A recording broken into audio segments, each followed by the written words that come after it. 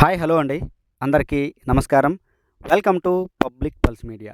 రాజధాని అమరావతి గురించి మరొక క్రేజీ అప్డేట్ని అయితే మీ ముందుకు తీసుకురావడం జరిగిందండి.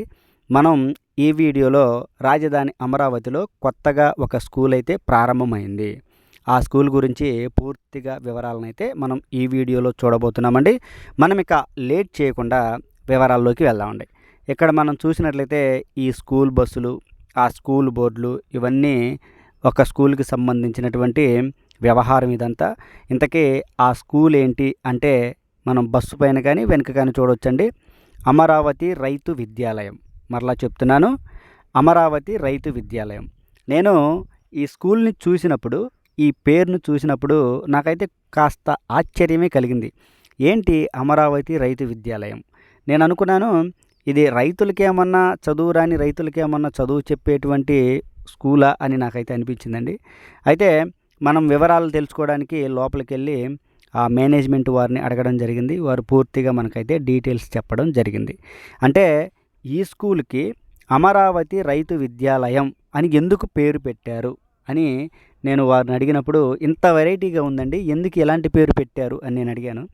అడిగితే ఆ మేనేజ్మెంట్ వారు చెప్పింది విని నేనైతే ఆశ్చర్యపోయా. ఏంటంటే రాజధాని అమరావతి పరిధిలో ఈ రైతులంతా కలిసి మన పిల్లలు చదువుకోవడానికి, అమరావతిలో ఉండే పిల్లలు చదువుకోవడానికి ఒక ఇంటర్నేషనల్ స్కూల్ లేదు అని వారైతే చంద్రబాబు నాయుడు గారి దగ్గరికి వెళ్ళడం జరిగిందంట. చంద్రబాబు నాయుడు గారి దగ్గరికి వెళ్ళిన తర్వాత ఆయన ప్రోత్సాహకంతో ఇక్కడైతే చెన్నై డిఏవి స్కూల్ వారి ఆధ్వర్యంలో చెన్నై డిఏవి వారి సహకారంతో ఇక్కడైతే ఒక ఇంటర్నేషనల్ స్కూల్ని అయితే స్థాపించడం జరిగిందండి. అది మరలా చెప్తున్నాను, 11/06/2026 తారీఖున మంత్రి నారాయణ గారి చేతుల మీదుగా మరియు ఎమ్మెల్యే తెనాలి శ్రవణ్ కుమార్ గారి చేతుల మీదుగా ఈ స్కూల్ని అయితే ప్రారంభించడం జరిగిందండి. స్కూల్ మొత్తం మనం కవర్ చేయడానికి, లోపలికి వెళ్ళి వీడియో తీసుకోవడానికి స్కూల్ మేనేజ్మెంట్ వారు మనకైతే పర్మిషన్ ఇచ్చారు. అందువలన ఈ వీడియోలో స్కూలు మరియు క్లాస్ రూమ్స్ ఇవన్నీ కూడా మీకు నేను చూపిస్తానండి. ఇవన్నీ చూస్తూ ఈ స్కూల్ యొక్క పూర్తి వివరాలని మనమైతే తెలుసుకుందాం. ఇక మనం ఎక్కడి దాకా వచ్చామండి, రైతులంతా చంద్రబాబు నాయుడు గారిని అడగడం వలన ఈ స్కూల్ అయితే రావడం జరిగింది. చెన్నై డిఏవి స్కూల్ అనేది తమిళనాడు రాష్ట్రంలో చాలా ప్రాముఖ్యత కలిగినటువంటి, చాలా పేరున్నటువంటి ఒక ఇంటర్నేషనల్ స్కూల్ అండి. ఇంటర్నేషనల్ స్టాండర్డ్స్తో చెన్నైలో అయితే రన్ అవుతూ ఉన్నాయి. అనేకమైన ఇంచుమించుగా తమిళనాడులో ఒక 34 బ్రాంచులు అయితే ఈ చెన్నై డిఏవి స్కూల్స్ అయితే ఉన్నాయండి. అలాంటి ఒక గొప్ప విద్యాలయం రాజధాని అమరావతికి రావడం అనేది మనందరం కూడా సంతోషించవలసినటువంటి విషయం. ఈ చెన్నై డిఏవి స్కూల్ అనేది పూర్తిగా సిబిఎస్ఈ సిలబస్తో నడుస్తుందండి. కానీ అమరావతిలో నెలకొల్పినటువంటి ఈ స్కూల్ ఏమో ఇంటర్నేషనల్ స్టాండర్డ్ స్థాయితో ఇక్కడైతే నడుస్తూ ఉన్నాయండి. ఇది పూర్తిగా ఇంగ్లీష్ మీడియం స్కూల్. ఇది రాజధాని అమరావతిలో నిర్మించినటువంటి ఈ స్కూల్ ఏదైతే ఉందో ఇది పూర్తిగా ఇంగ్లీష్ మీడియం స్కూల్ అండి. ఇక్కడ ఆచార వ్యవహారాలు కూడా చాలా పద్ధతిగా ఉంటాయి. మనకి వారు మేనేజ్మెంట్ వారు చెప్పింది మీకు నేను చదువుతున్నాను. చదువు, క్రమశిక్షణ, నైతిక విలువలతో పాటు వైదిక ధర్మాలను కూడా ఇక్కడ పాటిస్తారంటండి. అంటే ఇది ఒక సనాతన ధర్మ స్కూల్ అని మనం చెప్పుకోవచ్చు. హిందూ సంస్కృతి సాంప్రదాయాలతో నడిచేటువంటి స్కూల్ అని మనం క్లియర్గా చెప్పుకోవచ్చండి. ప్రతి నెల ఒకసారి యజ్ఞం కూడా పిల్లల చేత చేయిస్తారంటండి. అలాంటి స్కూలు మొత్తం చూడవచ్చు. వేద సంస్కృతి విలువలను నేర్పుతారు అని మనకైతే చెప్పారు. ఇది మనం చూడొచ్చు. ఈ క్లాస్ రూమ్స్ ఎంత నీట్గా ఉన్నాయంటే చాలా బాగున్నాయి. అయితే ఈ స్కూల్ గురించి ఇంకా సమాచారం చెప్పాలంటే ప్రస్తుతానికి ఇదైతే తుళ్ళూరు గ్రామంలో నెలకొల్పడం జరిగింది. ఈ స్కూల్ని మనం చూస్తున్నటువంటి ఈ స్కూలు తుళ్ళూరు గ్రామంలో ఉందండి. ఇది ఒక అద్దె భవనంలో నడుపుతూ ఉన్నారు. ప్రస్తుతానికి ఫస్ట్ క్లాస్ నుంచి, ఎల్కేజీ నుంచి 5th క్లాస్ వరకు అయితే నడుపుతూ ఉన్నారండి. ఇప్పుడు ప్రస్తుతానికి ఈ అకాడమిక్ ఇయర్లో. రాబోయే రోజుల్లో 10th క్లాస్ వరకు పెంచుతారని చెప్తూ ఉన్నారు. అయితే ఇక్కడ మీ అందరికీ క్లియర్గా చెప్పేటువంటి విషయం ఏంటంటే రాజధాని అమరావతి అబ్బురాజుపాలెం గ్రామంలో ఈ స్కూల్ పర్మనెంట్ భవనం కోసం ఏపీసీఆర్డీఏ వాళ్ళైతే 3 ఎకరాల భూమిని కేటాయించడం జరిగిందండి.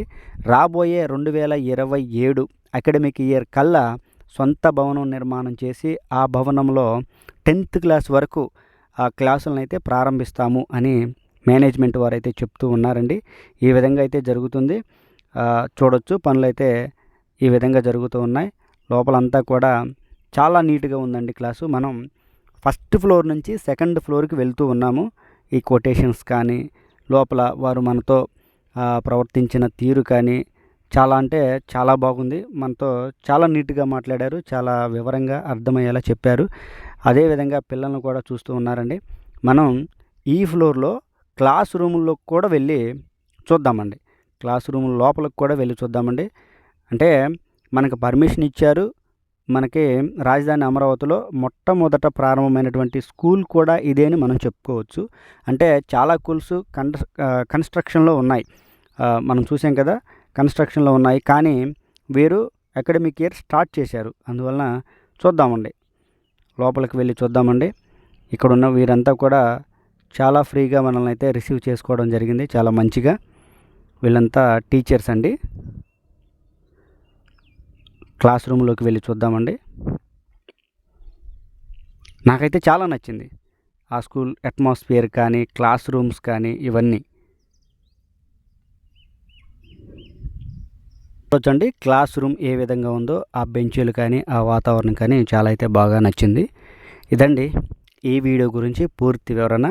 బహుశా రాజధాని అమరావతిలో మొట్టమొదట ప్రారంభమైన స్కూల్ ఇదే అని మనం చెప్పుకోవచ్చు.